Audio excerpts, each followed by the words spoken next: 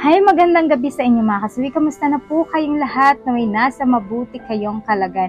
At syempre, isa na naman sa babasahin natin na sender ang nagre-request ng gusto niyang topic mga kasawi.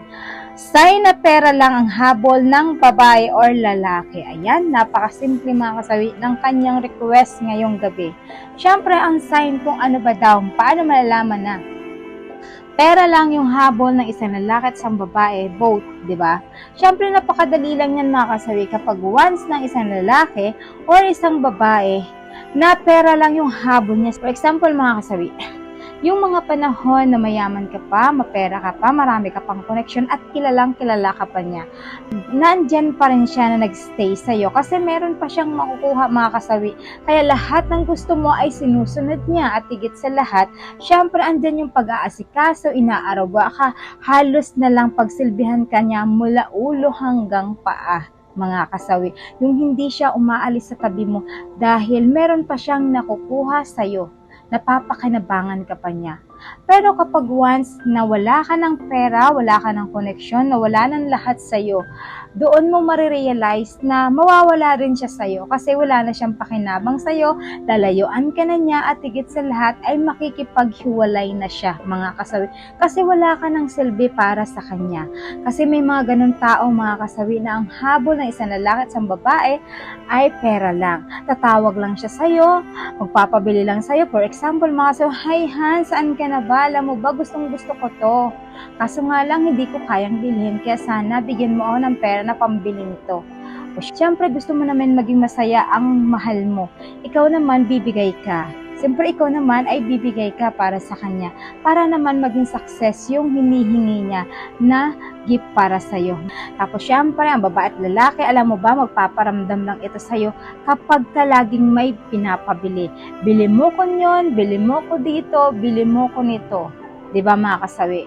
Tapos ang gagawin nila, lahat ay magko-connection na ito, magko-contact lang sa'yo, ang isang lalaki at isang babae kapag meron laging kailangan.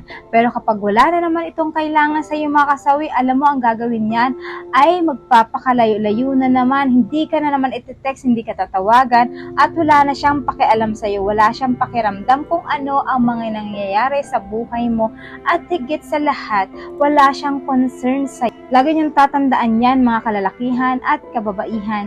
Kapag ka walang concern ang isang tao sa'yo, yung hindi ka kinakamusta sa buong hapon, yung hinahayaan ka lang niya kung saan ka pupunta, wala siyang pakialam, so ibig sabihin yun, isa yan sa mga sign na talagang pera lang yung habol niya at kayamanan mo lang talaga.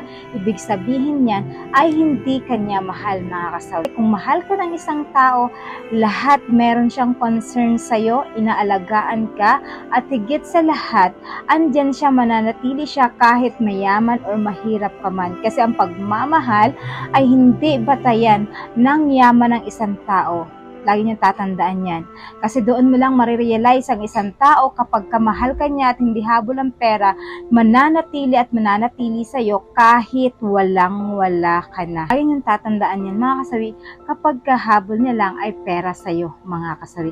Kaya ikaw, mag-isip ka na kapag ka naranasan mo to, ibig sabihin, hindi ito deserve mo na isang babae, isang lalaki. Kasi nga, yaman lang yung habol niya sa iyo mga kasawi.